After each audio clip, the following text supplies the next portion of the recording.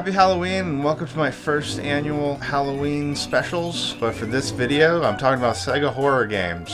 And this is a three-part set of videos, and for this first part, I'm going to be talking about horror games on Sega Genesis based upon horror movies.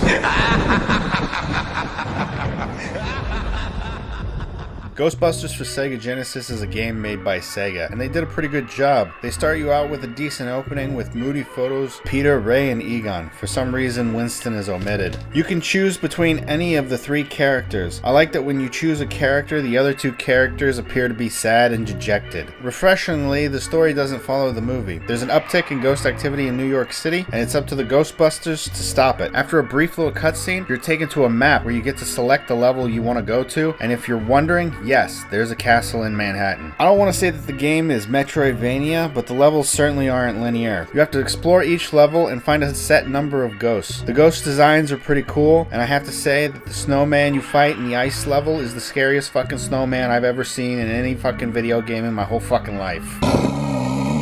Stay Puft Marshmallow Man does make an appearance in the game in the skyscraper level, and he's both a jerk and a creep. He'll punch through walls to hit you, and he looks into windows and watches you. He just watches you with that creepy smile on his face. At the end of the level, you fight his face as he shoots lasers and fireballs at you from out of his face. Some of the ghosts you fight are mini-bosses. Once you've beaten them, they turn into those little green ghosts you can hit with the proton stream and catch in a trap. If you succeed, you get a nifty little celebratory picture. Oh, glorious day. When you beat the level's main boss, you collect a piece of stone tablet, and then your character does the river dance. Ray Stance, Lord of the Dance. You get money for beating levels, and you can spend that money on new weapons that you buy from Albert Einstein, or items which you buy from this stereotype. The game is fun, challenging enough not to be boring, but not so challenging you hate it. You can shoot in multiple directions, and the reason I think you use projectiles instead of the proton stream is because it would have been too hard to animate the proton stream. Just shooting projectiles just seemed to be a lot easier. The gameplay combines a simple set of shooting, platforming, and exploration to create an enjoyable game with a Ghostbusters paint. Next up is Predator 2.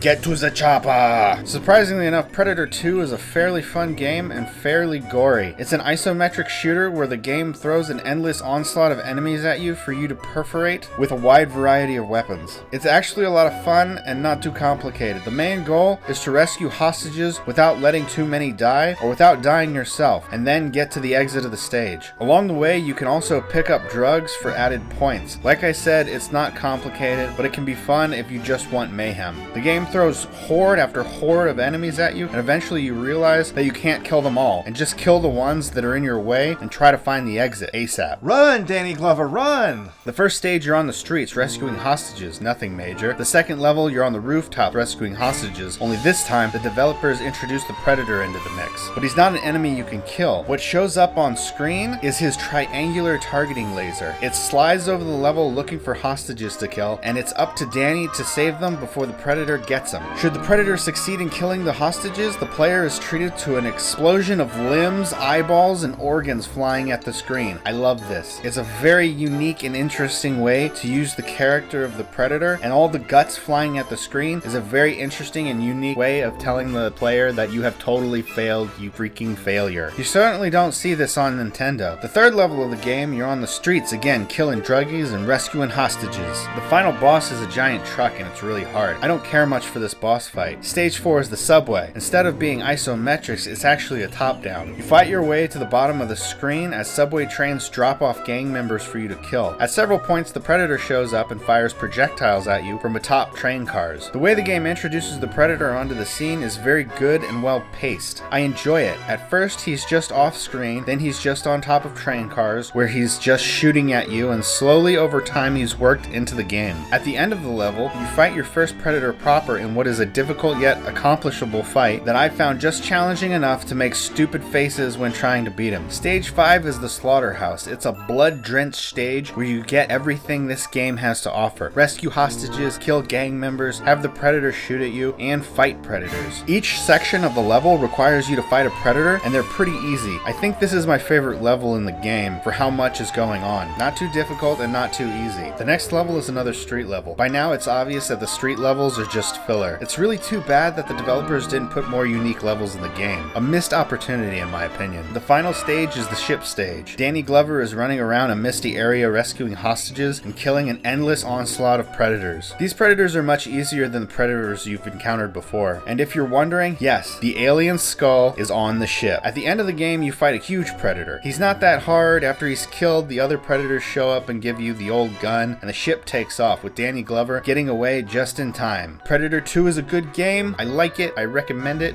You should get it and enjoy it because it's good. Yeah, that's what I'm saying. Get ready, because here comes the turds. We got a lot of turds. So I'll say this for Bram Stoker's Dracula based on the film. It's got an okay opening that reflects the movie it's based on. Look at that impalement. That's some good impalement. Now, how many people do you think you have to impale to get like a nickname like the Impaler? You think it's just 100, 1,000, 100,000, 2? The entire game goes down from here. I don't have a lot to say about this game other than it's a lazy Castlevania. And when I say lazy, I mean I don't think they were even trying. In each level, you just find Van Helsing, he thinks of a weapon, and then you find the exit. You don't even have to find the weapon he thinks of. You just leave. Each level itself is pretty generic and bland. It's castles, forests, castles, barns, castles, forests. There's not much to write home about here. I will say that I have absolutely no idea what weapon Jonathan Harker is using. Is it a sword? It looks like a streak of white. It's just a streak of white. It's nothing else other than a streak of white. The enemies in the game are pretty uninspired. There's wolves, bats, Frankenstein monsters, and giant spiders. Huh? Yeah, giant spiders. Do you believe that?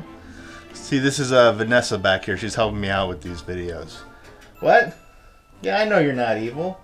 I know you're a good spider. These people, man, they just give in to stereotypes. Fucking stupid. The only enemies I found noteworthy were the evil nun with the candle, which is actually pretty spooky looking, and the drunken bum on the floor who only sits up to hurl glasses at you. Now that's some inspired enemy creation right there. Bosses are all bosses from the movie, but for some reason, they're all huge. Why is Dracula so big? This is just strange. The only boss that's normal sized are the chick vampires. All in all, a pretty weak game if I do say so myself. Better go spend your buck elsewhere on some other horror goodness. Who in their right mind could think Keanu Reeves could do an English accent? I mean, really. It's a turd. It's a turd.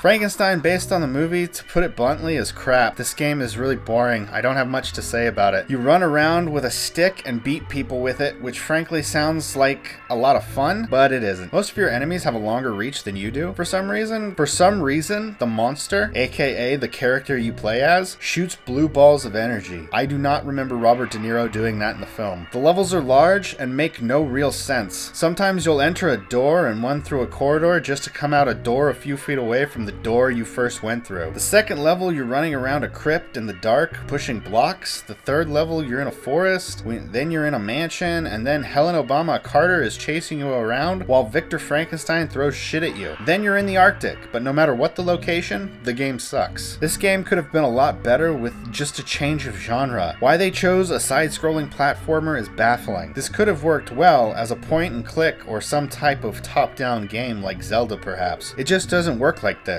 Next up, we got Alien 3.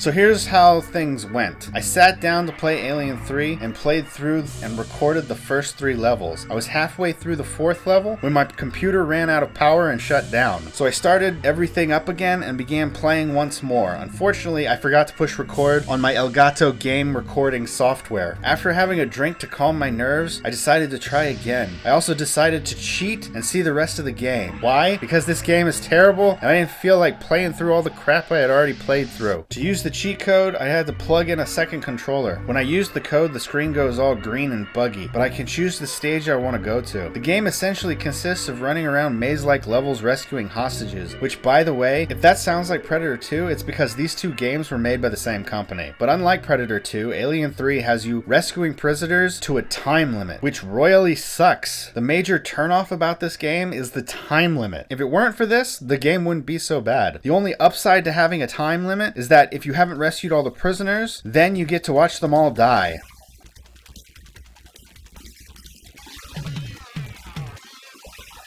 Death by chest penis.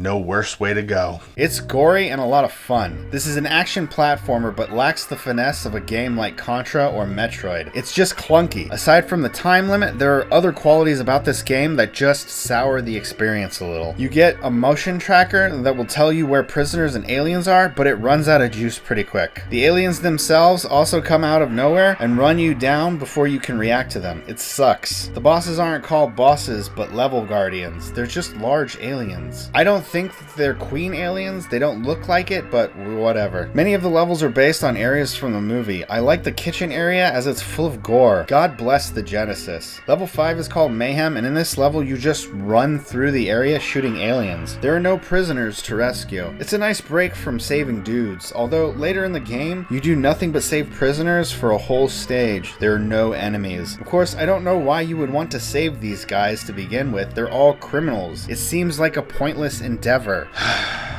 Alien 3 really does suck. I hate it. Get away from me, you bitch.